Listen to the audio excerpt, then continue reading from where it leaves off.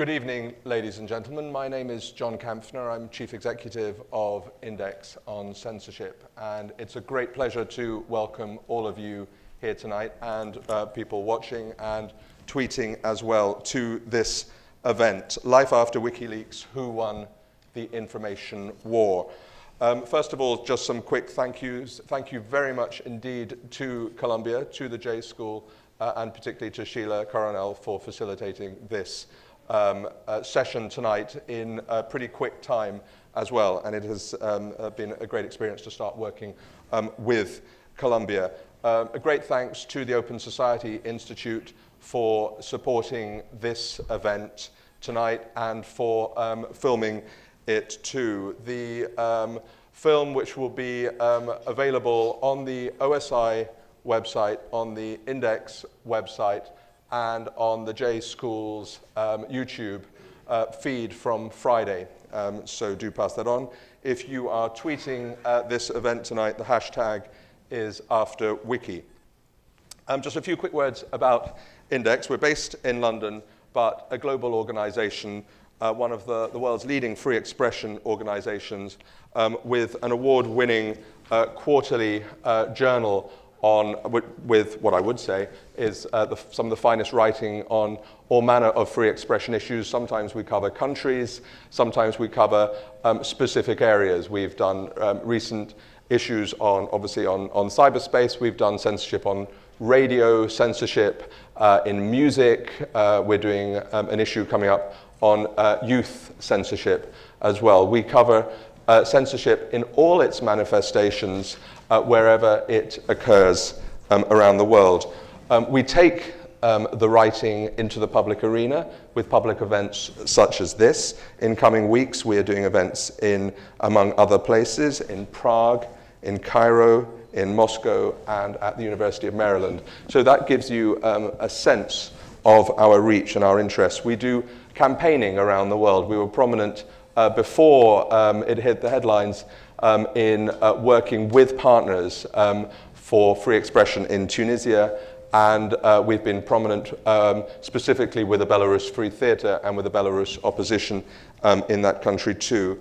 One area that you may have noticed, in fact, as you're all J School or J School related or lawyers, you may well have come across the huge strides that led by our organization in collaboration with English Pen and with a third NGO called Sense About Science.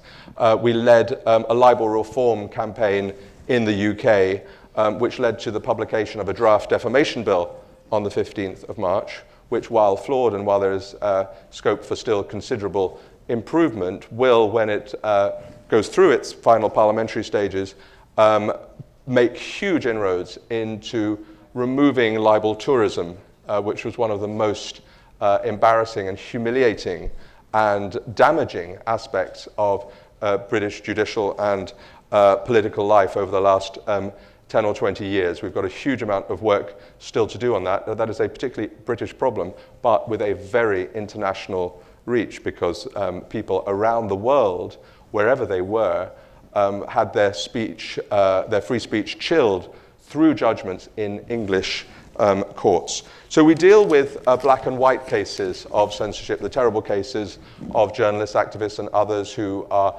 killed, imprisoned, tortured, or otherwise harassed around the world. We also deal with what I call the shades of grey, and hence we are here tonight, although some people might regard it also as a black and white question as well. Everyone has their views about WikiLeaks. We at Index have been in the eye of the storm in the debate for the last several months. It's been tough. Sometimes it's been fractious, particularly one specific area.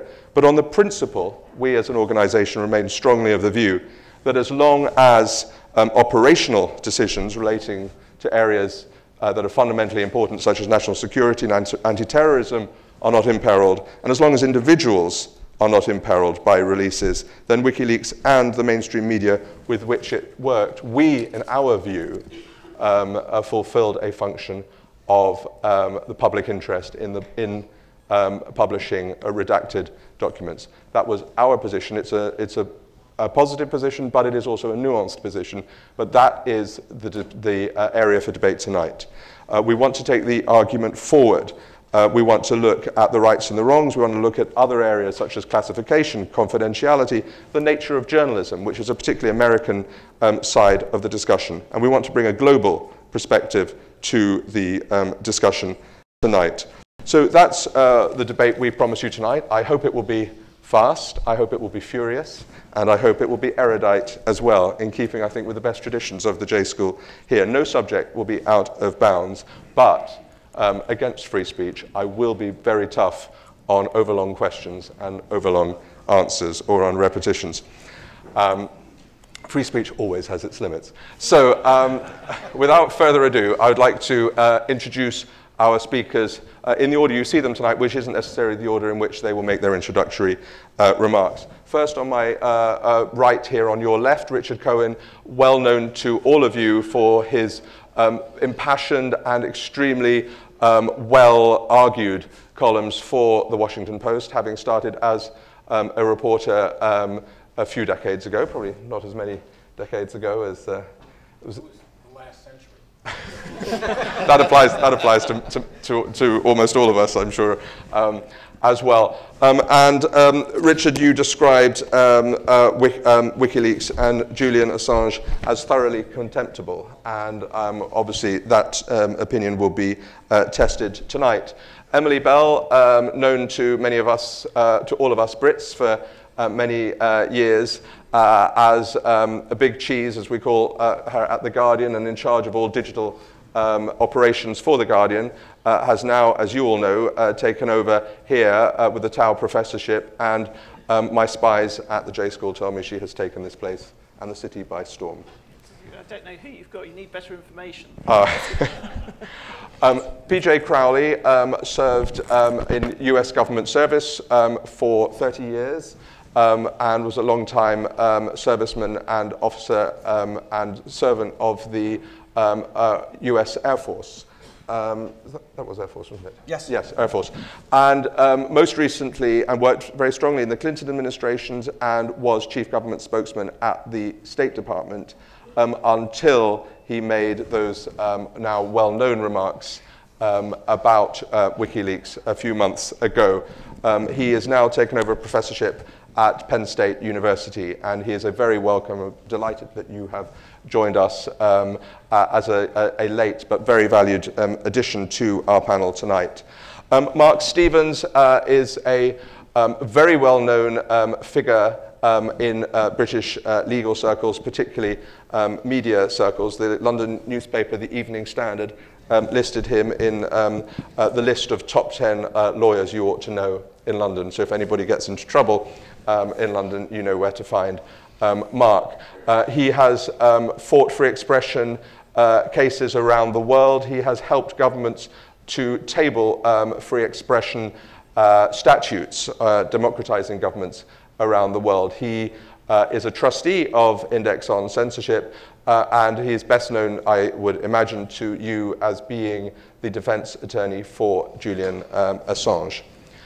Andrei Soldatov is a very well-known investigative reporter in Russia, who I've also known for quite some time. Andrei has written a fantastic book called The New Nobility, published here and in many other countries, which was the whole question of the FSB, the Russian security service, and unraveling many of its mysteries, both colorful and very important mysteries about the FSB.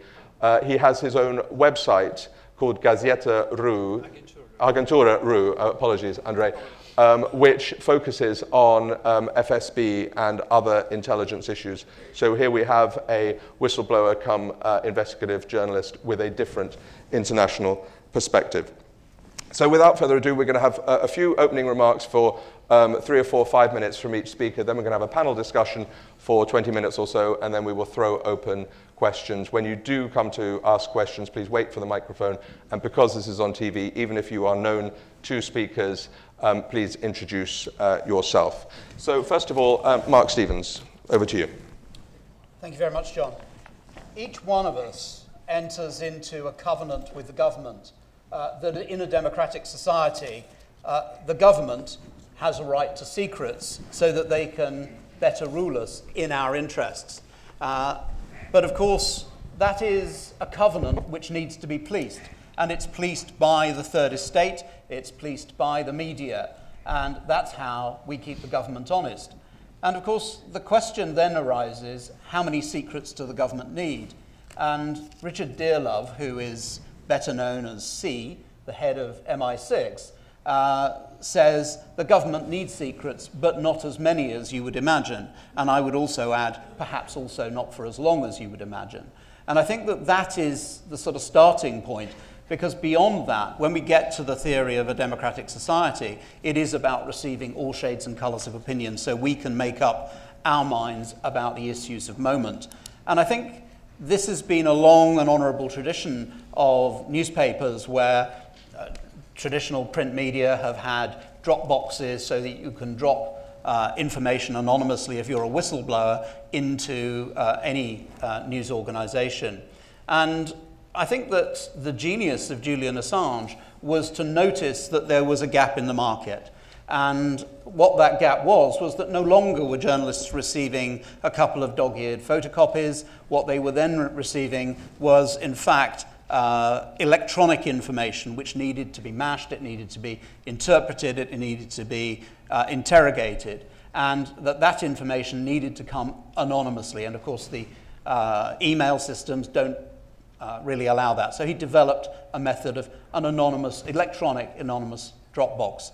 And that, I think, has been the challenge and the change that we've seen in society recently. And the questions I think that we have as a society are now, how do we regulate an organisation which is studiedly stateless so that it doesn't fall within the traditional frameworks of regulation of the press in any country, and how do we actually get hold of it? Because if it's not in any particular location, the traditional notions of national law don't apply. Thank you very much indeed, Mark. Richard, over to you. Well, let me start by saying, can you hear me? Is this on? Yeah. I graduated, I'm an alumnus of this school, the Columbia Graduate School of Journalism, but I subscribe to the John Hanrahan School of Journalism. John was a colleague of mine at the Washington Post in the 1970s, and a very industrious reporter who one day got a fabulous story relating to Watergate. And I talked to him the next morning and I said, where'd you get that story? How'd you get that? And he said, well, I was working late at night and a garbage man came in with a box that he picked up at the special prosecutor's office. There was stuff in it that they had forgotten to shred. So I looked at it and I wrote a story and I attributed it to highly informed sources. And I said, well, I like that because we take our information as we can get it, when we can get it. So I don't have a problem with getting the information. I don't have a problem with Julian Assange on that level. When I called it contemptible, it was because he proceeded without giving much thought to what he was risking, the lives he was putting at stake. That had to be cleaned up and had to be taken care of. He had to be watched by the New York Times and other newspapers to make sure that he didn't do something disastrous. And the other thing I feel at the same time, and I think both things are true. We have a right to write what we want if we can get the information, and I think the government has a right to certain secrets. Not every secret, not for the longest time, but certain secrets which protect the lives of people and enable the government to talk. And one last thing. A lot of what was revealed in the State Department cables was interesting, but not critical, didn't change anybody's mind, and will certainly intimidate people from talking honestly from now on. Diplomacy is about getting information. This is not the Pentagon, and this was not the CIA. These were diplomats whose job it is to find out what's going on in the country. For at least the short term, I don't know, maybe even the long term, their job was made harder by Julian Assange and WikiLeaks. Thank you very much indeed. For anybody who's standing at the door who needs seats, there are seats at the side and there are various individual seats, so please do take a seat as you're going on. And also one piece of housekeeping I forgot to say to people, if you have mobile phones on for tweeting, please could you put them to silent.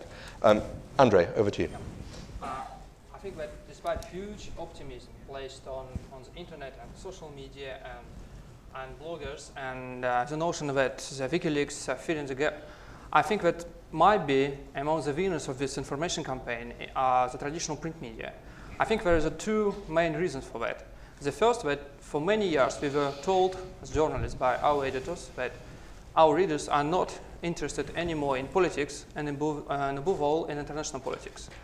And as a result, we see that the international reporting is in decline, and we were said that it's better to reduce space dedicated to international reporting, international news in general.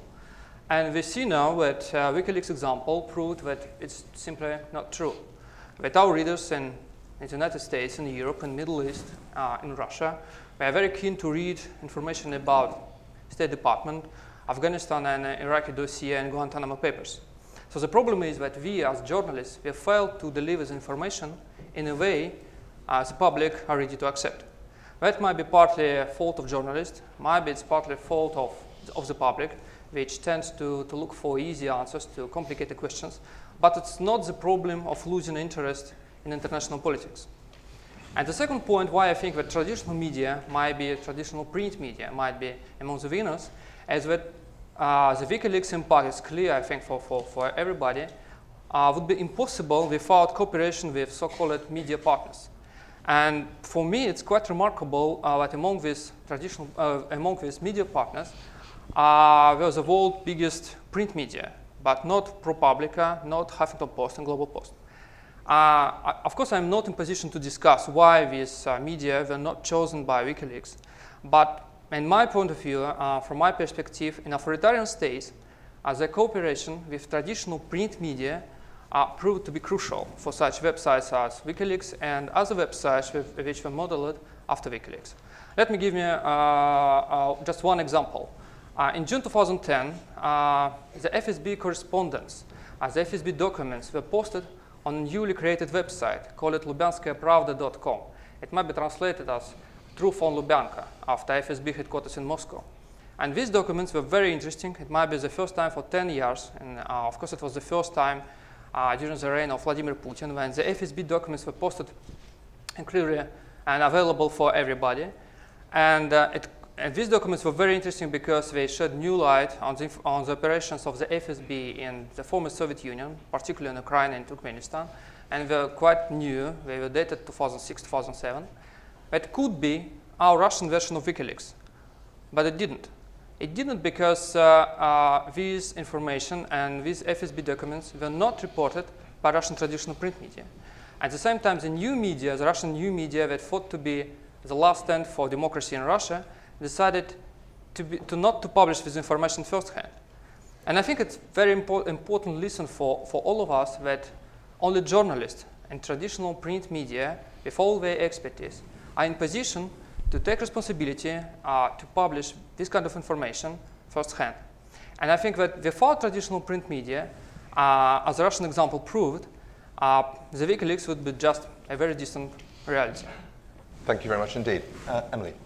Yeah, I think that in terms of the process of journalism, which is the part of this that fascinates me, it's fair to say that everything in journalism has been changing for some time, but just occasionally you need an event which comes along and really provides the prism through which to see that.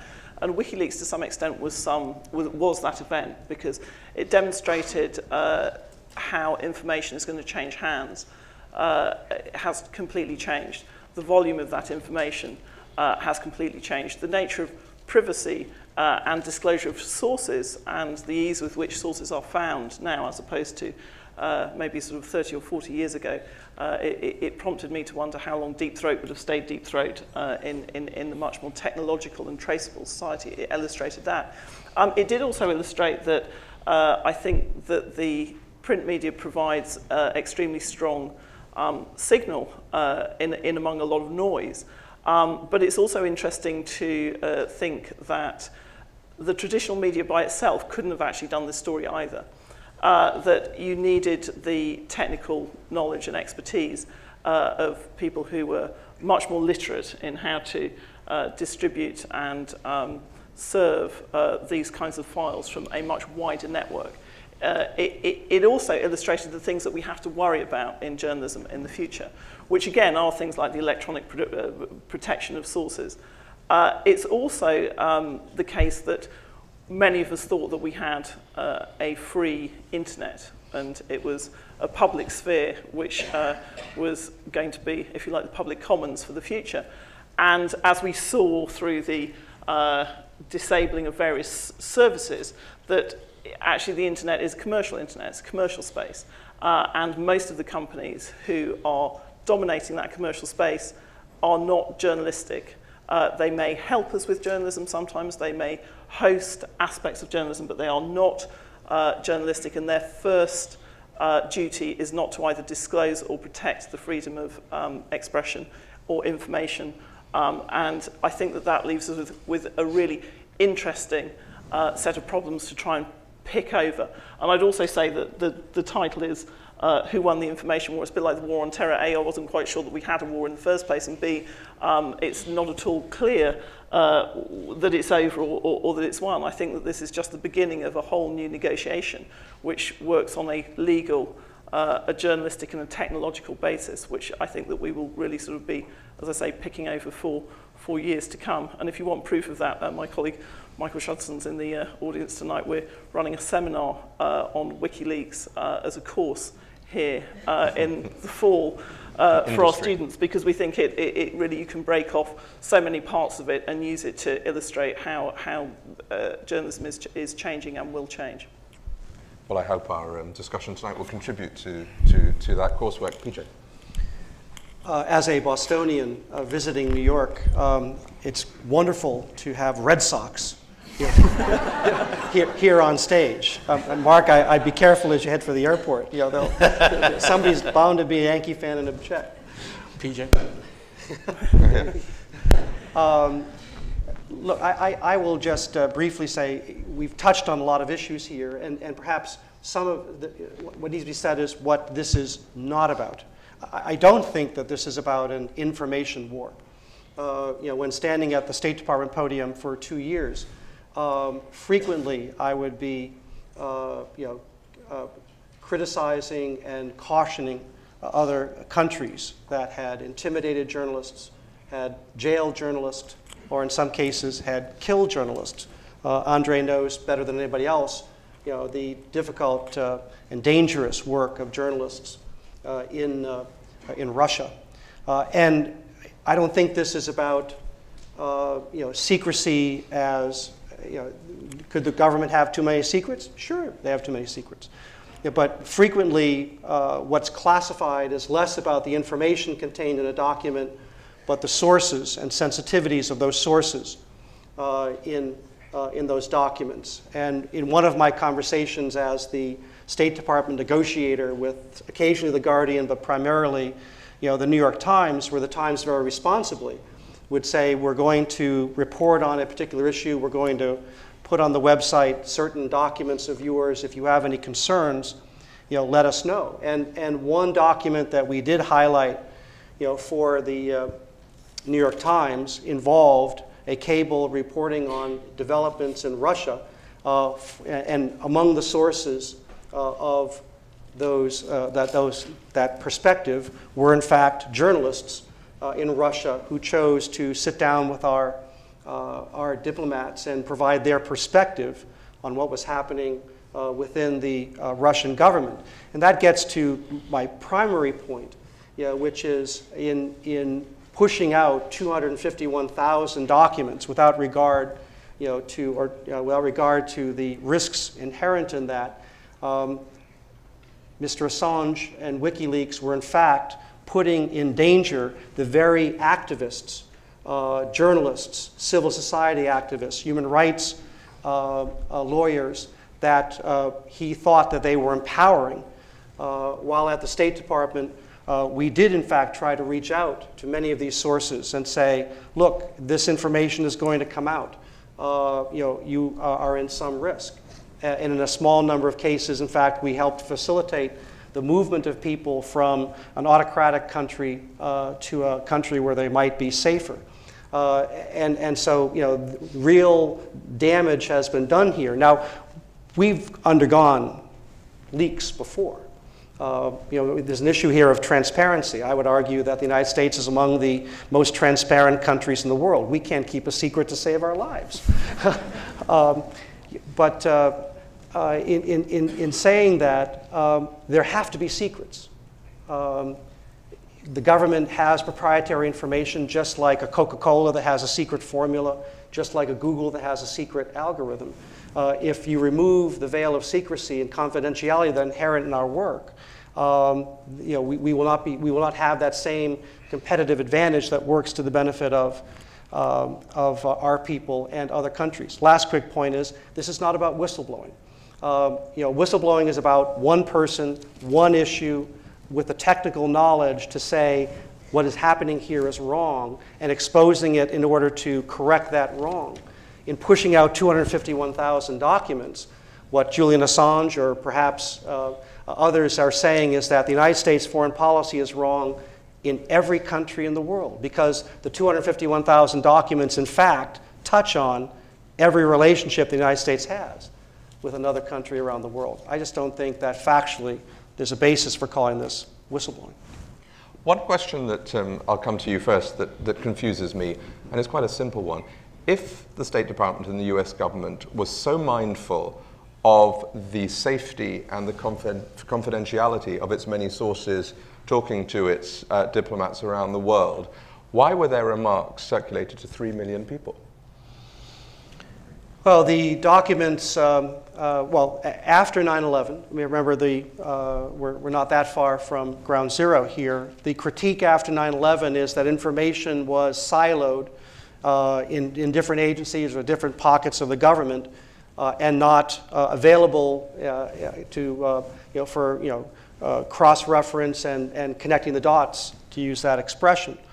And so in the aftermath of 9/11, there was an impetus to share information with relevant agencies in order to make sure that somebody in this corner of the government had access to information in that corner of the government. And so for the State Department, it set up something called the NCD, the Net-Centric Database. So information was put in there, a cloud, if you will, and then it was available on certain classified networks for those who had the appropriate access. Yeah, but human nature being what it is, if you circulate one email to 2 people, chances are someone's going to forward it to the wrong person or get it out or be indiscreet. If you circulate information to 3 million people, how on earth could you be so mindful of the secrecy? You surely needed to have silos that are far tighter than they were. Well, and the flip side of that is, in fact, adjustments have been made, so now fewer people have access to this information. And to a point that Richard made earlier, that has the risk that the possible consequences of this inside the government is you'll put less information in cables. You'll have less distribution of that information across the government, which means you have the oh, by the way, people that used to tell you things will not tell you things, so that you have a less informed foreign policy in the future. That has grave implications for the United States and other countries.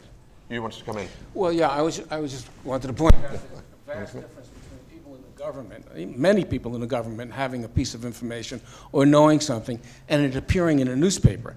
For instance, why, you think they're more reliable? Well, let's just say that the 3 million figure you came up with, I don't know where you got it from, but let's just say it's right. None of this came out until WikiLeaks exposed it. So those 2.9999 million of them kept their mouths shut. At least we didn't know a lot of this information. But it's one thing to know, or people in the government to know, that the king of Saudi Arabia would like us to pop the Iranians, because we all know that. I mean, everybody who's been in the Middle East knows that. We know what it is. It's another thing for it to appear in quotes in the paper so that he's confronted with it. And that's a different story, because there's a great deal of hypocrisy in diplomacy, isn't there? I've read that. I don't know if that's right. And it's important to have deniability. And what WikiLeaks did in many cases is strip these people of their deniability, and in many cases, in some cases, their efficiency, their efficacy. So there is a difference here. Actually, didn't Timothy Garton Ash say his opinion of the United States went up, and his opinion of our diplomacy went up because of what he read? Yeah, some of it was good stuff.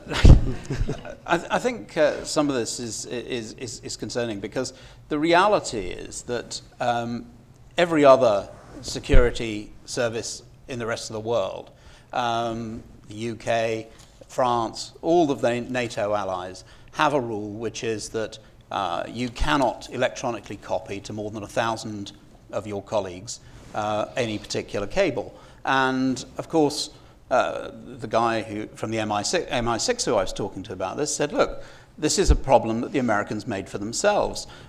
When we copy to 1,000 people, we reckon that we're penetrated by the Russians and the Chinese at least, probably some others, and of course we do what you'd expect. We put disinformation there, as you would hope we would. But of course, once you've given it to 3.5 million, the only people who don't know are the electorate. Every other country knows. And of course, you take that a stage further, and King Hussein of Jordan, his brother was saying, of course, in the great game of diplomacy, we all know what we all think of each other, even our friends.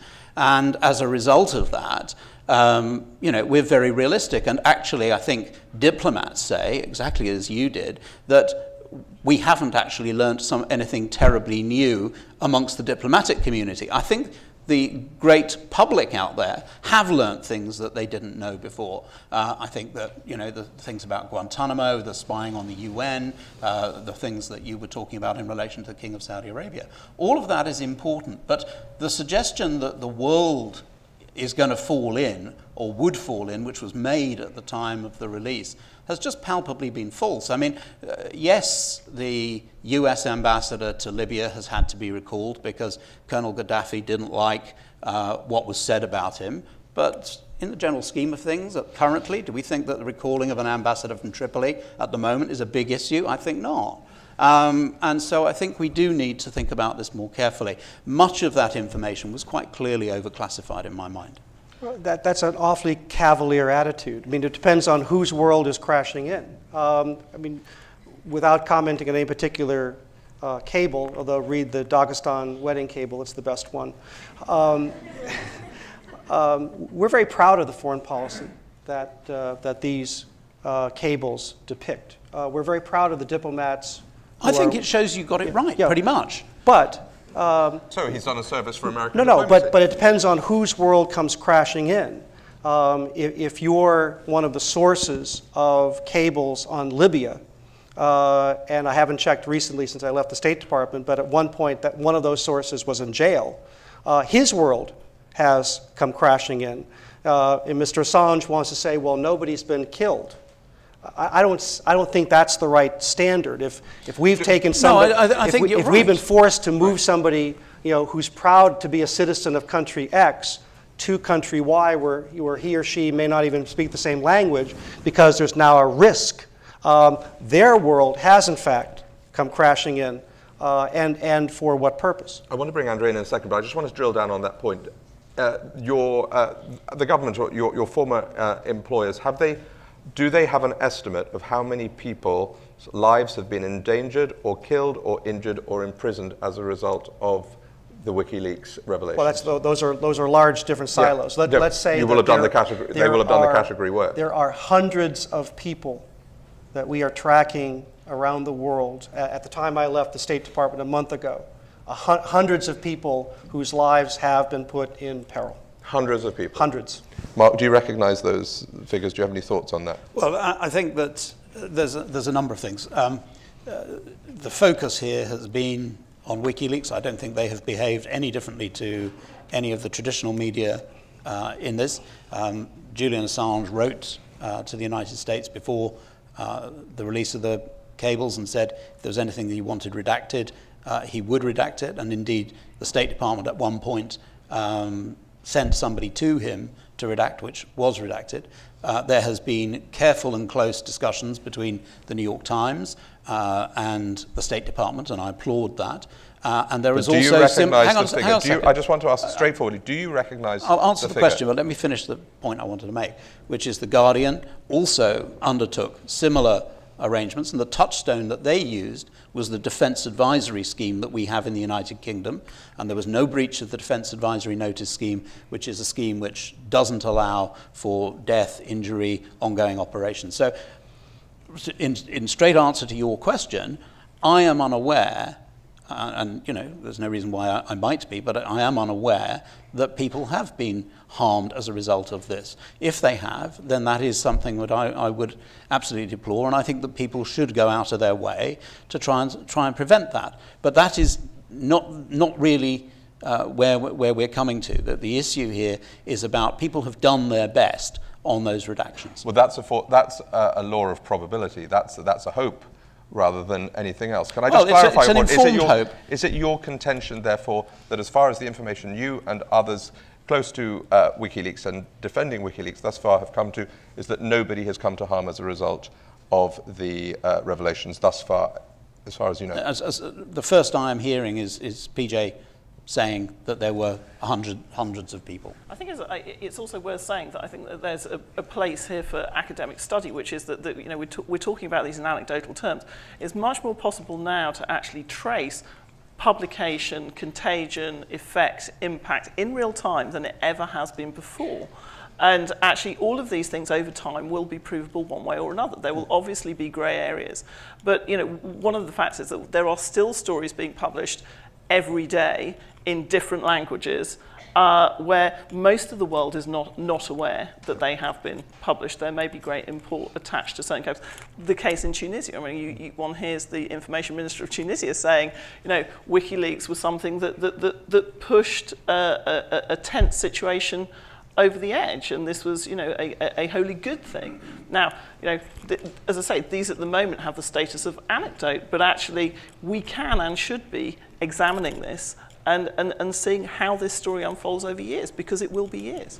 I just want to bring Andrei in here for a moment. Andrei, Emily in her opening remarks said it's far too early to talk about winners and losers. We're only at the beginning of this information war. However, right at the beginning, one of what seemed to be the winners were people like Vladimir Putin and Hu Jintao.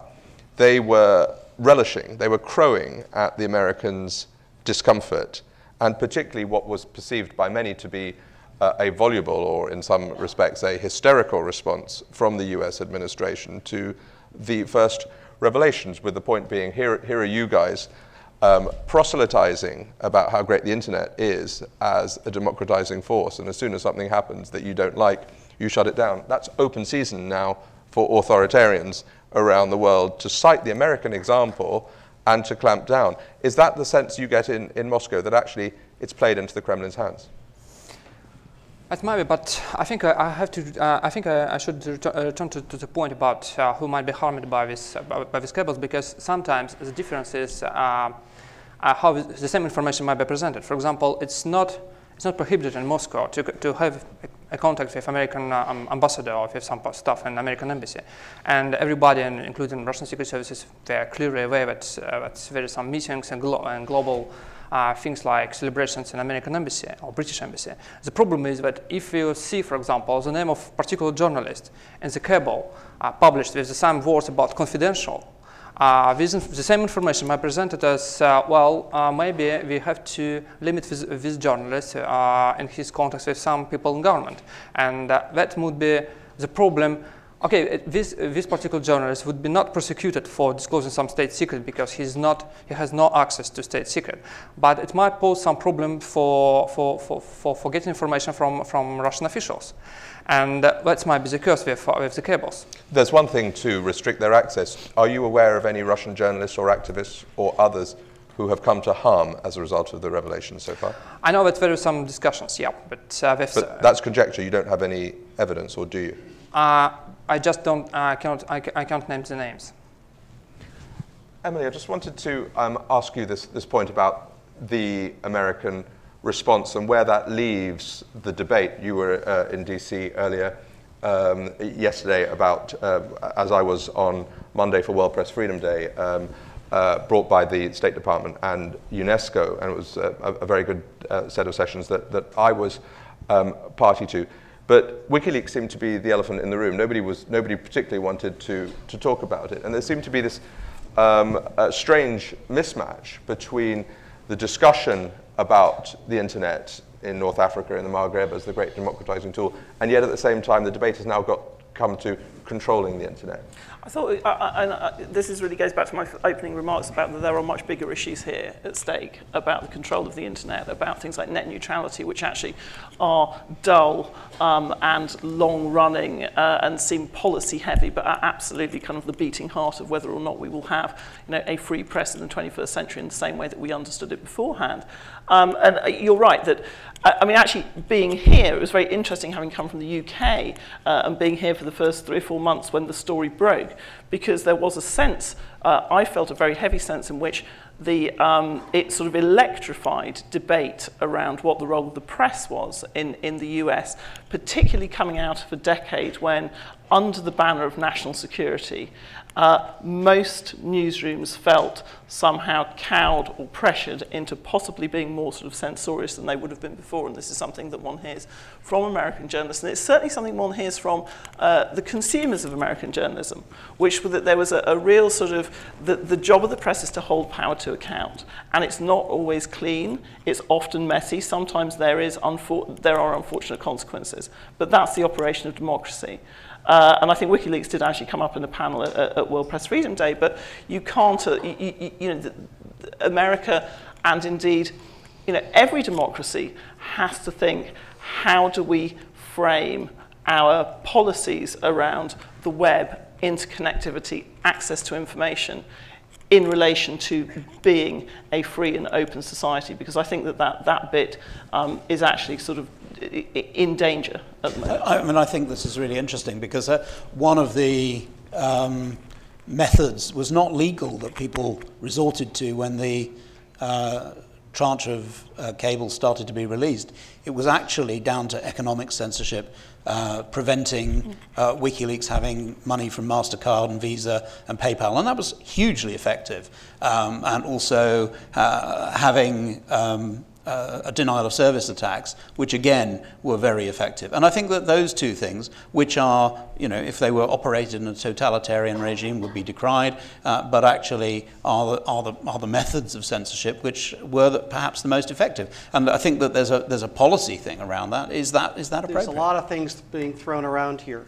The United States government did not interfere in any way with the internet and the reporting of these cables. I had conversations with journalists about offering perspective on sensitivities where real lives were put at risk, but at no time did we interfere with the ability of the New York Times, the Guardian, the Washington Post, others.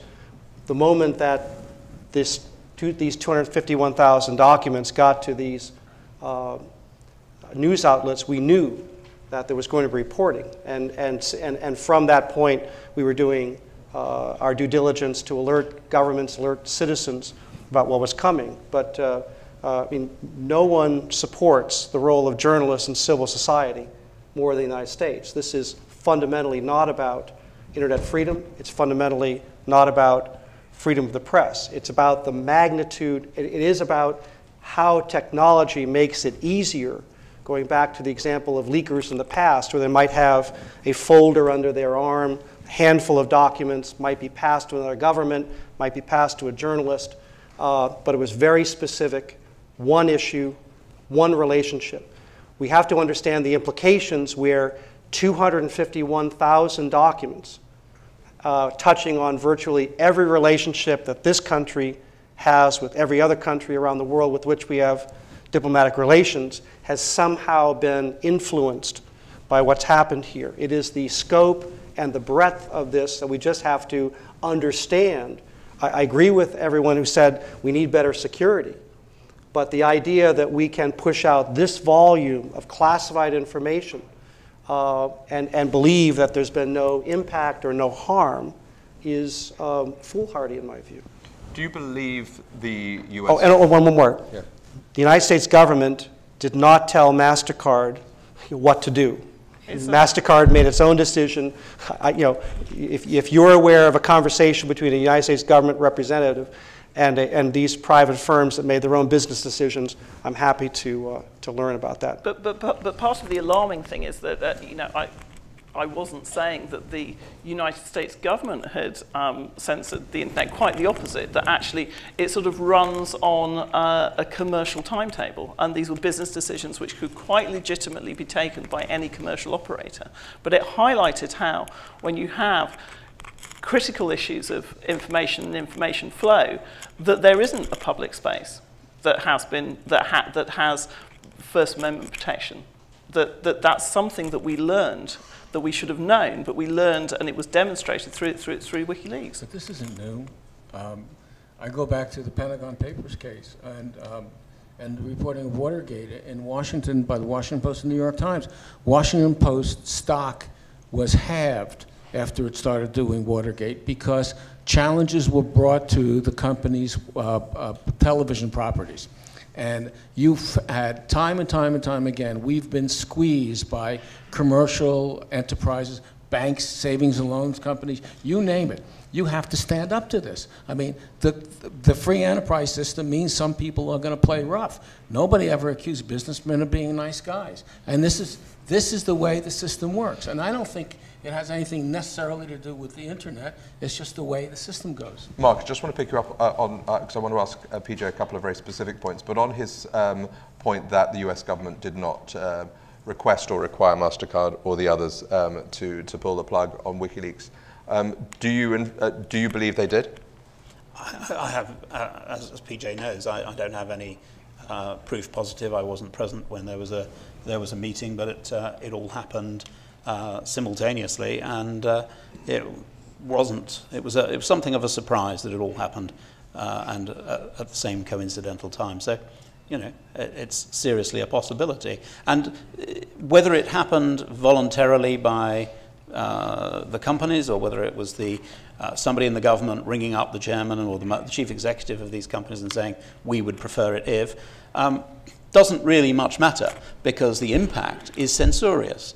And it goes back to the point that Emily is making about the space for the provision and the flow of information. And, you know, that is a difficulty and a challenge as we go forward. And I think what we have to recognize is that if there were a similar tranche, and I say if because I think there will be tranches, but I don't think there will be anything of this nature again. In those circumstances, I think there is a question about how they are released and over what period of time. Well, there was an initial question about the legality of whether or not laws were broken, weren't there? Wasn't there? Yeah. And that's when corporations get scared, because that's when they close down, because public corporations can be severely punished if they're found to be in violation of any criminal law. And I think it had nothing to do with the government. It had to do with somebody in a boardroom saying, we can't afford to do this. Let's close it down. Okay, I just want to ask you some very specific questions. Do you believe that there is a body of law to charge Julian Assange and WikiLeaks under the Espionage Act? I'm not a lawyer. I mean, the one thing I do know is that, at first and foremost, someone who took an oath of office inside the United States government to protect our interest and protect the classified information that we have violated that oath of office. That is being investigated. There's a prosecution that's pending, and that's a very important prosecution. I do not doubt that, first and foremost, those who are charged with protecting the interest of the United States need to do just that. And where they have violated, clearly there's laws, you know, prohibiting the passing of classified information to someone who doesn't have an appropriate clearance. But that's allegations against Bradley Manning, which I want to come to in a second. Specifically on Julian Assange, would you be pleased if a prosecution was started? You don't have to be a lawyer to express a view on that. Well, I mean, part of this question involves whether you see Julian Assange as a source of information. He's a source. I think he has himself said publicly he's a source. Or do you see Julian Assange as a journalist? I personally don't see Julian Assange as a journalist. I know what journalists are, and I know what they do. Richard Cohen is an outstanding journalist. He takes information that he receives and interprets it for the benefit of his reading public and the public at large. The function that Julian Assange performed here, I don't think, is about journalism. It may be about enabling journalists. Julian has described himself in various different ways, depending on who he's interviewed by. But I understand what journalists do. They play a vital role in civil society. I applaud what they do. I support what they do. I did that when I was Assistant Secretary of State. And I'll come back to my question. Would you like to see him prosecuted under the Espionage Act? Well, it depends. I mean, I'm not privy to facts, but in theory, take away Julian Assange. In theory, could you potentially construct a conspiracy case? You could. I mean, it is legally possible. My personal opinion is that the United States ultimately will not prosecute Julian Assange. Why? I mean, at the end, I don't think that that case will be brought forward, but that investigation is still ongoing within the Department of Justice. And just one final question before I ask invite Mark to come in. Your remarks about the treatment of Bradley Manning, were they based on a legal understanding, or did you just think it was unethical to treat him in the way he was previously being treated? My comments on Bradley Manning were, I thought that the credibility of an otherwise important prosecution was being undermined because of questions about his treatment that led to public concern both in the United States and overseas, that undermined that made him a much more sympathetic figure than I believe he is. But I also believe that under our system of laws, a person is entitled to the presumption of innocence until proven otherwise, and his treatment at Quantico was inconsistent with the standard of pretrial treatment that is typical of our judicial system. And in fact, since my comments and also many others within the government and outside the government were working on this when I made my public comments. In fact, he has now been transferred from Quantico to Fort Leavenworth, and he's now in a medium security prison, able to interact with other inmates, which is far more consistent with the treatment that any others in a civilian or military system of justice receive before trial. Mark, you want to come in? Yeah, I mean, I'd agree with PJ on that. I think that it did detract, and I think it was inappropriate, and I think legally challengeable, and there's a case going forward in the European Court about that sort of treatment at the moment. But I'd like to go back to the issue of sources, which I think is something that PJ alluded to, which is that people, as he put it rather colourfully, that people who break their oath of office, then they should be prosecuted. I think that one of the things that we have to get real about here is that trading of information is really what makes oils the wheels of Washington. Information flows all the time, classified information flows all the time. And if what is going to happen long term as a result of WikiLeaks is that sources are going to be less willing to come forward, then I think that that is going to be a challenge for democracy. And I think that it's a challenge for journalism more generally, because it's going to have a chilling effect on sources. And I think that really is an issue that we should perhaps have a look at. Andrei, do you believe, as an investigative journalist, do you believe that the situation has become more chilled, more difficult, or easier for investigative journalists, and who is to blame for that?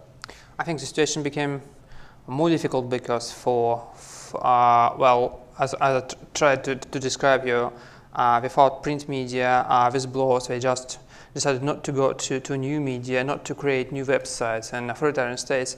Another problem is that what I see now, what we're talking about Washington mostly, but to be frank, we have to keep in mind that WikiLeaks touched the problem, it touched the situation in other countries, for example in Belarus. And I think this example is we have to always to keep it in mind that it's not a crusade against some Americans might be wrong, might be good policy. For example, this Belarusian example, when documents are leaked to WikiLeaks. Just a point of information, I think 120 countries have now published cables. Yeah, but in particular case, I cannot tell you about Syria or Egypt, but I can say something about Belarus and Russia. The problem is that WikiLeaks documents were deliberately not just exposed, but they were given to Lukashenko, the president of Belarus, to use these documents against opposition in this country, and some people were sent to prison. And that was it was not just I don't know, downloaded from the website of WikiLeaks. It was deliberately given to the associate of Assange, and I think it's quite a worrying thing. And your concern is, and we were dealing with this issue as well, that Assange's people were aiding and abetting Europe's last dictator through the cables. Yes, and I think the problem is that Assange is not, from my opinion, he's not a journalist, because for journalists there are some rules, and the rules is to understand how this information might have some consequences. For him, it seems to be there's no rules, there's no ethical rules for this kind of thing. So the case is just to expose as much information as possible.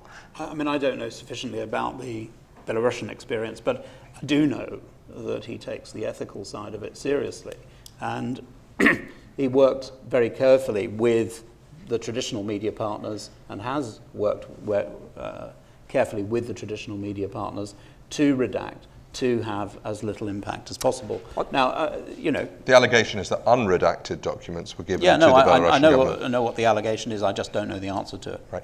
But before we take questions, and please think of your questions and get ready to ask them when pointed to. Emily, I just wanted to take it forward. The first half of the question we're discussing tonight is life after WikiLeaks. Is it too early to talk about life? Is there much more life, do you believe, in WikiLeaks? And more, perhaps more pertinently, what happens after WikiLeaks? Is the genie out of the bottle, and this sort of, to coin that phrase, industrial dumping of information is now going to be the norm? Is OpenLeaks, the German offshoot from Daniel Domscheit, the answer? Is there going to be a kind of more sort of sophisticated aggregator between the industrial whistleblower and the publication of documents? Well, you can lose an awful lot of money betting on the predictions of media pundits, so I wouldn't go that far. First of all, a very small percentage of the cables has been published still. So first of all, you know, we don't know. That's going to carry on. I agree with Mark. I think that the likelihood of something of this size emerging in the near future is extremely low. I mean, but I think that every body, and by that I mean every school board, every local hospital, every regional government, stores data in a different way. And that's becoming the currency of information, and it's easier. You know, one of the reasons that Daniel Ellsberg actually kind of, you know, if you carefully filtered the documents, which is that to get a shopping trolley load of documents from one place to another was physically very difficult. So the ease of information transfer now and the copyability of it does mean that increasingly when disclosure happens, it will happen in this way, and it can be passed virally and very quickly, which does make a difference to how stories and story arcs unfold. And we've seen that. You know, we've seen that in the last. We've seen an incredible kind of like 3 or 4 months now of different stories made of completely different components. Some of them triggered by WikiLeaks, and some of them completely unrelated. Al Jazeera being. Yeah, and kind of, you know, even if you look at something like, you know, the earthquake in Japan, this sort of real-time spread of stories and passing around of information is something which, you know, we haven't really experienced or processed as actually kind of, you know, even as a society, let alone as a profession of journalists. And I think, you know, kind of renegotiating the rules around that, what we think about disclosure, what we think about protection, what we think about responsible publishing, you know, is fundamentally sort of challenged in a very different way. Do you think there's a different skill set that we're now going to need? Are we going to have a bunch of techno-walla journalists as opposed to people who act as interlocutors for us? I mean, my personal feeling is that if you look at the skill set within traditional journalism, it's massively underserved in terms of its own technical knowledge. And I think that if you particularly look at how governments, financial institutions, etc., are investing in this knowledge. That if you look at legacy media, you would say that it's certainly sort of not up to the job of tackling some of those issues. So you'll see a lot more computer scientists, I hope, in journalism in the future. Let's throw it open to questions. Hands up, please. I'm going to point out the second questioner each time, and please keep your questions brief and announce who you are. Right, the gentleman right here, and their second question. Is this on? My name is Christopher Brownfield. I'm an author, actually the same publisher as Mr. Assange, and my memoir came out last year. I'm also an Iraq veteran who has been at personal risk due to some classified operations that I performed in the Iraq War. So when you talk about people being endangered by the release of cables, it's not just an abstraction to me. That being said, I'd like to point out that the people who really have a lot to fear from organizations like WikiLeaks are not in America. They're in governments like China, in Burma, in Iran, in North Korea. In these authoritarian regimes, there is a lot more to lose by the kind of transparency from organizations like WikiLeaks. And I would like to ask, in particular, Ambassador Crowley to respond to this point. Thank you. Well, just a quick point to agree with you. And what we're talking, there's a journalistic aspect to it, but at the heart of this, you have a body of classified information being passed from a classified computer network to an unclassified computer network. Once you pass it to an unclassified and less protected network, it is available to journalistic organizations, but also to others. And the real danger comes in these autocratic countries that have certain capabilities. And one has to believe today that any security service around the world that has any technical capability now has these 251,000 documents, just like the New York Times now has it on a high-speed database. And so it's not about just how many of the cables have actually appeared in print. You've got a body of work that shows methods, sources and methods, as we call it within the government, and those are now in the hands of others, and they can use that for a variety of purposes to neutralize what we do. That's not what I meant. No, I know, but also to catalog, who's talking to the Americans, what are they saying, and putting those people at risk. But that's Quickly come back. the problem is that these governments would not survive the kind of Bradley Manning-style dump of information. If this happened from China, there would be a revolution. America will survive. We are a government of the people, by the people, and for the people, and we know how to correct ourselves when we get a little bit of egg on our face after these embarrassing things. But let me come back and make a very quick point. I do not believe that what we are seeing in the Middle East is a wiki revolution. I mean, our cables talked about the conditions inside a country, but ultimately it wasn't a cable about Tunisia that convinced the Tunisian people that there was something wrong. There was something fundamentally wrong already. The Tunisians know about oppression, and it was part of that oppression that caused a vendor to set himself on fire, and that has lit what we're dealing with now. So the wiki affair played no role? I don't believe so. Okay, fine. My name is Stephen Adler, and this is for Mr. Crowley. I'm old enough to remember people trying to climb off the roof of the embassy in Saigon, people who had helped the U.S. government trying to escape onto American helicopters who were left behind. Ditto for Cambodia and other parts of Southeast Asia.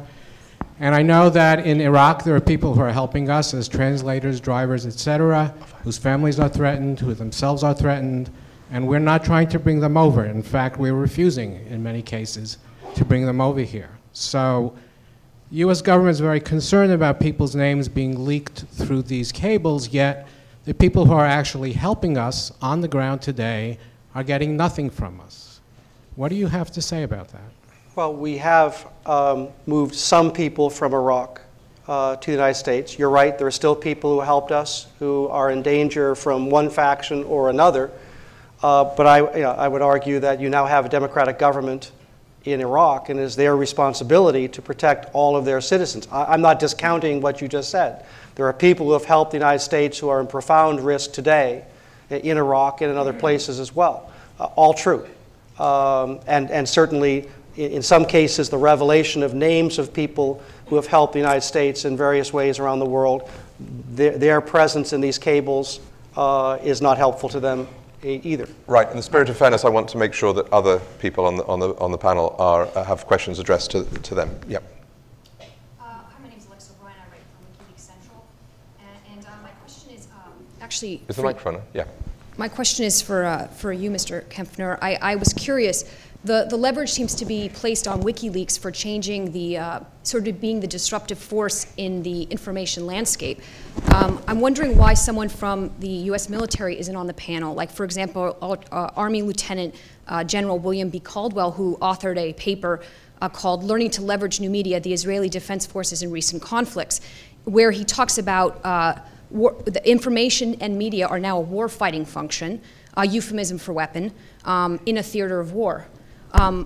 So my question is for Ms. Bell or Mr. Kempfner, do you think that WikiLeaks is the only organization that is actually manifesting, or let me rephrase that, organization or mechanism that is manifesting in the digital space around information and media?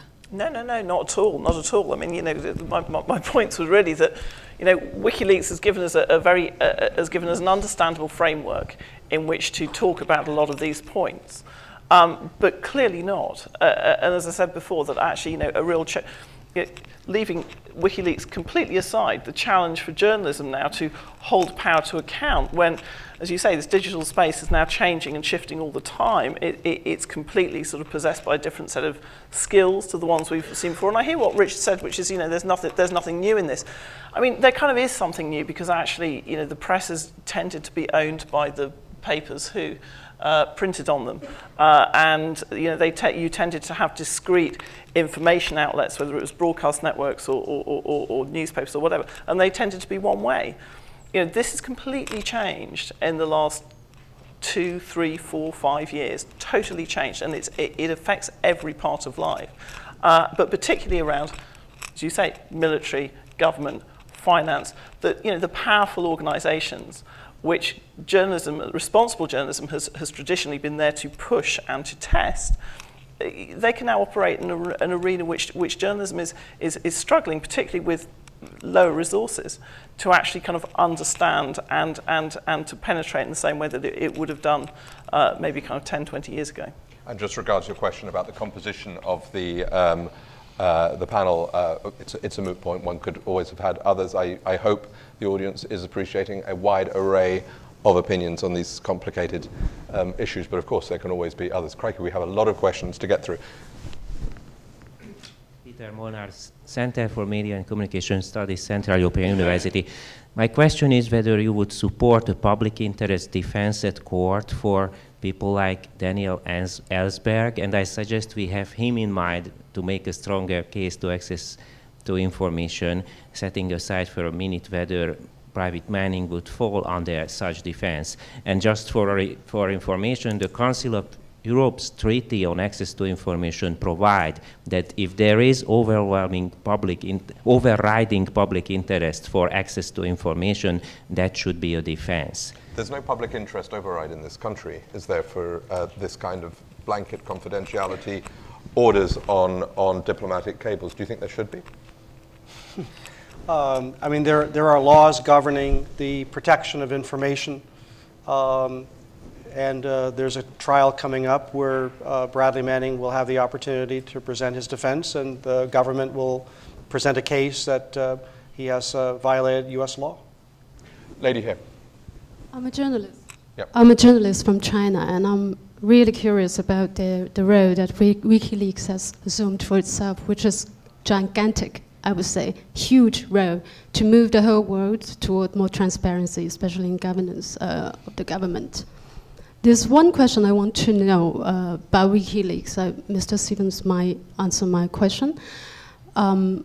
Very interesting that in China we block WikiLeaks, our government blocks WikiLeaks, but it allows the official media to release information that make United States government very bad or ridiculous or whatever, to feed to our nationalism sentiments. So I want to know whether WikiLeaks assume any role for itself to avoid being exploited by authoritarian governments to use against America or, you know, more open governments?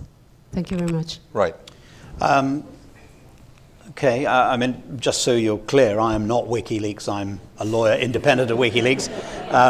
The American government's already made that mistake once, and I just want to make it clear twice. My understanding is that it's about transparency in the international arena, and it's holding government, big business, to account. And whether that government or big business happens to be in China or not. And you've got to remember that WikiLeaks is not just this tranche of information. It's a whole broad church of information from many, many different countries. And as a result of that, clearly information about China will come out. Clearly it will not be to the liking of the regime in China. And therefore it's blocked. Although how effectively it's blocked, I would ask you, when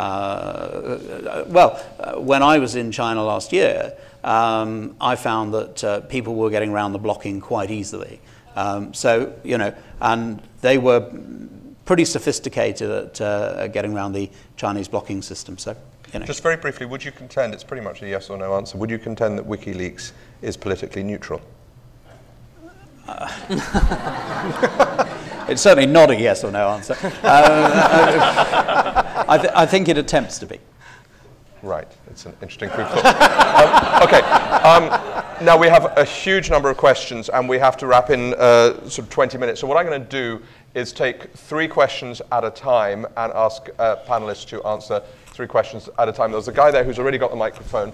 The next is a gentleman there who's got a white piece of paper here in the middle. And then a lady there with a red hat straight afterwards. Okay. Hi, I'm Les Roberts. I'm an epidemiologist from the Public Health School. This is for Mr. Cohen. About a few graduate students who are in this room actually looked at the Iraq war logs released by WikiLeaks in October and found that the vast majority of them had not been reported in the press. They weren't in this tally in England called Iraq body count that at that time had 100,000 deaths. And what's fascinating is your paper 2 days later had a leading editorial saying, wow, WikiLeaks say 60,000 civilian deaths since 2004. The newspaper summary is 100,000. This is the same story, nothing new. When in fact, they were 2 different lists and implied multiples of each.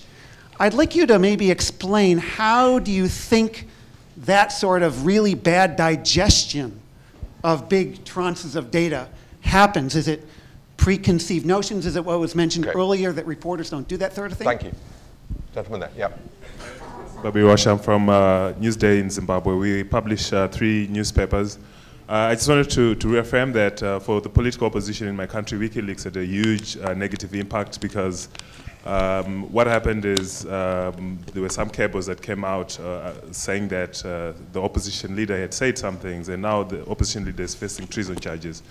But my point is really directed to Emily, that how much then is, one of our newspapers is actually sitting on a US $15 million lawsuit because we republished some of the leaked diplomatic cables. So I wanted to ask Emily, like, how much is the new media sort of redefined the legal, the public sphere, and who has a legal responsibility for, you know, like when we republish whatever has been first published by WikiLeaks, should we be facing a $15 million lawsuit because this is already in the public sphere? So specifically on defamation? Yes. Okay. Yeah. Hi, thank you all for being here. My name is Victoria Reese, and I'm a graduate student in international education at NYU. And my question kind of piggybacks off yours. I am a member of the Free Culture Club, and I'm highly interested in net neutrality. Emily, you spoke a little bit about how WikiLeaks relates to net neutrality, and I was wondering if you could say anything more about that in more detail, how these two situations are related. And then to all of you in the panel, if maybe you could, if you'd like to address maybe how can and should international governing bodies address net neutrality and global access to the internet and the information it provides? Thank you.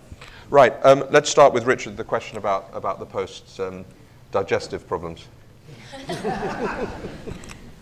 Well, I really don't, I don't know quite how to answer it. I don't remember the editorial involved, but the editorials are sometimes wrong, sometimes factually wrong. Maybe this one was. I can't account for it. My column is always right. Emily, maybe you can do the 2 points, the defamation question, but also the net neutrality. I mean, actually, in some ways, Mark is a much better person to answer the defamation point, except to say that, you know, there is a general problem of, if you like, the kind of the escalation of legal costs. I was at an NMCR conference a couple of weeks ago, and a lawyer actually asked in the audience, what can we do to help? And I said, well, you could lower your fees, which was sounded flippant, but was obviously not you, Mark, but that actually that there is, that again, this is one of the problems that you find when you have completely kind of asynchronous kind of wealth and power residing in one place and not another, and particularly when it can have legal force sort of brought behind it. Now, what we do about that, I think, is it needs people like Mark and organisations like the Index on Censorship to think through some of those really complicated problems, because I think that this is something that we'll see over and over and over again, that we're not seeing necessarily kind of a more liberal commercial legal regime around some of these issues when actually we need one. And Mark, what about the gentleman's other point about the negative impact on Zimbabwe and the opposition movement? We've heard this already about Belarus. It's been alleged in other countries too, and that whether or not WikiLeaks is politically neutral, it has been politically detrimental to certain pro-democracy groups around the world. Well, I mean, I think one has to remember that it wasn't just WikiLeaks who reported it, it was the traditional media, and I think that's where currency was given. And I think that there are two views about the opposition leader in Zimbabwe. I don't think anyone thinks he's as bad as Mugabe, but I think that there are two views about him. And, you know, I think that what happened was that that information was shared with the world. And I think that that was unfortunate for him, but it was important information to go out into the public domain, and undoubtedly the people in Zimbabwe will work through that and come out with where they think they should be. Let's take some more questions. Right, right at the back there, because I don't want to forget the people at the back. The guy there, yeah, I'm sorry, and lady here at the front, and gentleman there with his hands up. There, number 3, just here. Oh, hi, my name is Jonathan Hirschman. I'm not a journalist. This is for Mr. Stevens. Does the Doomsday File or the insurance file actually exist? And if so, is it consistent with WikiLeaks' stated mission? The mission of neutrality? Well, the mission of transparency. I mean, it's being held back supposedly as a type of contingency. Okay, so. The Doomsday File, right. Yes, lady there.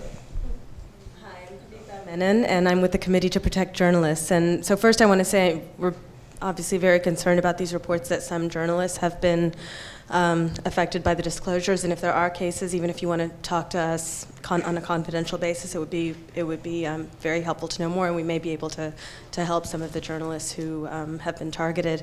But I had a question about declassification of information once it enters the public domain, and obviously that's been an issue even on the Columbia campus. I know it was controversial when the CEPA students were advised that they should not read the WikiLeaks documents if they, care about their future career, and there have been reports about U.S. government employees who have also been advised not to read the cables, even though they are everywhere and they read the newspaper websites at home.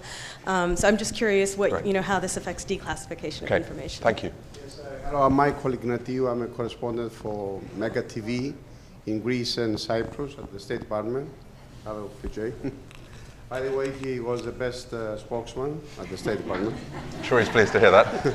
I heard from PJ that the United States used journalists as sources, and I'm asking you, all of you, especially Mr. Cohen, is it right? Is it ethical? Because I don't think that it's right for a journalist to be a source for a foreign government. Okay. Thank you. Right, a disparate set of questions. Mark, is there a doomsday file? I have no idea. I mean, I've read the reports that everybody else has read, but I don't know whether there's a doomsday file or not. Does anybody else know whether there's a doomsday file? I do, but I can't say. Right. PJ, the pressure being put upon people not to read the files, students and government officials and others. Whether there was someone inside the United States Department of State who said privately to Columbia students, if I were you, I wouldn't read those cables. That is not, no one in an authoritative position said that as a policy. Would you repudiate those remarks? Yes, the Secretary of State did the moment she heard about it. On the issue of who can read cables where, no one had, when I left the State Department a month ago, no one had said to any employee of the State Department, if you go home on your home computer, do whatever you want. It's your computer. But on an unclassified State Department computer, to call up a classified cable, since the United States government still considers this information classified, is in fact a security violation. Even though those cables are out in the public domain anyway? It doesn't matter. It doesn't matter. So you can go to a internet cafe and read them, that's fine, but just don't do it. Well, what it is because, and in fact, State Department computers have, if you typed WikiLeaks into a Google search, it will not respond to that. It will say, try again. So this is... This is the State Department as the beacon of open access to information. It is about not, as a policy, not moving classified information into an unclassified network. Simple. It is security 101. I mean, Mark was giving me a hard time earlier about why don't you guys have good security practices. In fact, we do. Andrei, I just want to bring you in briefly there. What's your would the being a Russian looking at this country, would you regard that as entirely consistent, or how would you respond? Well, in our country, there's a strange difference between Russia and the United States. That most limitation in the United States is against leakers. In Russia, it's mostly about how to access the information from the second side, because there is no worrying about leaks. There is no tradition of leaks in Russia, and the government and opposition very rarely use leaks as a source for political fights. So that's why it's dangerous. But just because it doesn't work. Because if you leak some information about improper behavior of some official, that would be reported, but there would be no action against this guy. That's a problem. That's why the most emphasis is put to prevent journalists to get information from terrorists, from extremists, this kind of people, but not from the government. This is a practice of the situation in Russia. Right, we've got 7 or 8 minutes. We've got to get through some more. There's a very quick question about. Oh yeah, the one about use of journalists. Sorry, sources. Let me give you a great example. In the Bosnia conflict in 1995 and 1996, when U.S. forces went into Bosnia, they were commanded by an outstanding general, Bill Nash. Bill Nash used to talk to journalists all the time, and when they'd come to him saying, "How's your strategy going?" Bill would turn the tables and say, "Where have you been? Have you been to a city where we don't have a presence? What are you seeing? You talk to people, are they anxious? Are they angry? Are they hopeful?" When journalists do what you do, it provides a valuable perspective, and trading perspectives is a nice professional exchange. I think that our Greek friend has absolutely nailed it right. Journalists shouldn't be sources, and it's been recognized in the International Court. The International Criminal Tribunal for the former Yugoslavia made a decision which is valid in international law now, a case I took on behalf of the Washington Post and Jonathan Randall. And that case establishes that you can't use journalists as witnesses in war crimes unless they are absolutely the witnesses of last resort. And I think that's absolutely right, the way it should be. Otherwise, what you're doing is putting journalists in danger and in harm's way. Okay, so Mark, if I interpret this, government officials should not talk to journalists. I'm curious whether Richard has a view of that. Well, there's a very fine line here. You're not supposed to, I think it's American policy, you're not supposed to use journalists, American journalists as sources. I mean, you're not, it's forbidden to come back to the United States after you've been overseas and go to the CIA and get debriefed. I mean, that you can't do. But if you're in the field, you can talk to people and exchange information, and I don't see that as being necessarily a source. I mean, one more example, Richard Cohen is an outstanding journalist. Roger Cohen is now, Richard Cohen is an outstanding journalist too. Roger Cohen of the New York Times covered the 2009 election in Tehran. When he came back to have a conversation with some of our Iran experts on what our policy was regarding the elections, our policy experts said, Richard, you were just in Tehran. What did you see? Who, you know, and Richard told a great story that helped our guys understand that perspective, because he was on the ground. Because we don't have diplomatic relations with Iran, our guys weren't. Valuable exchange. Right, I want to fit in a few more. Okay, I need to fit in a few more questions. We've got 5 more minutes. There's so many hands. Right, let's start there near you, Sarah, and let's try and work as far forward as we can. There next. Okay. Thanks so much. I mean, so many contradictions tonight. I don't think we could resolve them in the Q&A. The leaks aren't significant, and yet they cause so much danger. Okay, your question. Yeah, my question has to do with bringing up the question of scientific journalism and the changing paradigm shift in provenance and authority, and where people see the importance of that kind of evidence coming into play. Right. Authority in journalism. Right. I have to point out that State Department employees... Can you name yourself, please? Hi, my name is Philip de Wet. I'm from a publication called The Daily Maverick in South Africa. Mr. Crowley, I need to point out the State Department employees are not only denied access to classified information, they're also denied access to, as of this morning, the website of Press TV in Iran, which would seem something that they need to know about.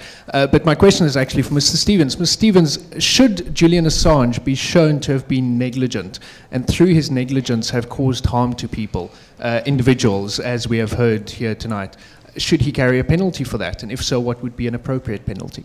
Right. Good question. Right. Sorry, I think we need to take one more and then, right. Mine is a simple question. It has to do with Emily and Andrei. Too much of our media has been taking the spin of government and reporting it to the public. When that helicopter went down and shot and killed people in Iran, and the official story was denial across the board, there's a moral and ethical compulsion in me that says you have to tell the truth. And yet I haven't heard at that level in journalism when the story has to be told, regardless of where the source comes from. Regardless of the source. And because you were so nice about not being given a question, I'll give it to you. My name is Hani Hazaimi from Jordan. Right. As a journalist, whenever I write or I do any investigative reporting, any document that comes to my hand, I always read it thoroughly to see if it's in the interest of my report or what. In the case of WikiLeaks, we're talking about 250,000 documents. Did Mr. Assange or any of his staff read the contents just to make any assessment of the consequences of these documents? Okay. Apologies in advance to those whose questions we couldn't take. The question of authority. Who wants to? Rich, do you want to? In many ways, that's where the debate here in this country seems particularly hung up on this question of the authority of mainstream media, which doesn't seem to be so replicated in other countries. It's almost as if it's a calling here. Do you feel that authority is being imperiled by other forms of people putting information into the public domain? Well, absolutely, and whether that's a good thing or a bad thing, sometimes it's a good thing. But I think it started much earlier than this. I mean, Matt Drudge breaking the story about Bill Clinton being investigated. That story was being held by Newsweek because they didn't think it was sufficiently reported. He went out and put it on the internet, and it was gone. The establishment press, the mainstream press, used to be the gatekeepers. We're no longer the gatekeepers. We've lost that role. We've lost that authority. Sometimes it's a good thing. Sometimes it's a bad thing. Does that account for some of the fury among mainstream American journalists towards Julian Assange? They feel their thunder has been stolen by somebody else. He violated a principal tenet of American journalism, and that is, I do think he had a political agenda, and we try not to, and I do think he doesn't know what a story is, because he didn't report a story. He went out and threw 200 or 500,000 things up in the air and see what fell down. That's not a story. You can't compare him to Daniel Ellsberg, who had a reason to say, look, the American government is lying to you, and I know they're lying to you, and I'm going to show that they're lying to you. I don't know what his story was. Was it Tunisia or Greece or Libya or what? Fine. Emily, the point about truth versus, should be regardless, perhaps, of the progeny of the information. As long as it's true, get it out there. I think, well, you know, this is the push and pull of the functioning of a free press and democracy, and it relates exactly to that point, which is sometimes it's right and sometimes it's wrong. But you always have to have that tension, and you always have to do it with the idea, particularly if you're a journalist or you're involved in any kind of disclosure or new type of journalist, in putting what you think is the truth into the public domain. And if you're a journalist, you have an absolute responsibility to do that. Where you draw the line about what stays off the record and what stays confidential, what is responsible publishing, is incredibly difficult. And I think one of the great things about the WikiLeaks debate is that that's a high-octane, important debate, and it needs to be had in public, and it needs to be constantly refined, because there is never going to be a single truth. But I think your point about you have a duty to tell the truth is something that all journalists should bear in mind at all times. Final question to Mark, and we have to wrap. If Julian Assange is shown to have been negligent, what should the appropriate penalty be? Well, I mean, I think that it's the same burden that any editor carries, and all the editors carry who publish the stories. So I think that that's the simple answer. But the suggestion that Julian Assange doesn't know what a good story is just palpably ridiculous. I mean, you have here a man who has produced more front-page stories, front-page leads, than anybody else in their journalistic career over the recent past. And those stories have been in-depth and they have been researched. And the suggestion that he just threw a whole load of material up in the air and see what came down is absolutely false. It's just a fiction. What he did was he went through it and looked for information which would make stories, and he worked with the media partners to do that. And that's what they have done. They have put out information. At the moment, as Emily rightly points out, it's a very limited amount of information which has been put out, but he has conducted proper journalistic practice on that, as have the other media partners, and I think that they have behaved as responsibly as possible, all of them, in the production of those stories. Well, I know we haven't been able to answer all the questions, but I hope we've been able to shed some light with a diversity of opinions. So I would like to thank all of you for coming. I'd like to thank Andrei Soldatov. I'd like to thank Mark Stevens, Richard Cohen, Emily Bell, PJ Crowley, and from Columbia J School, thank you very much. Good night.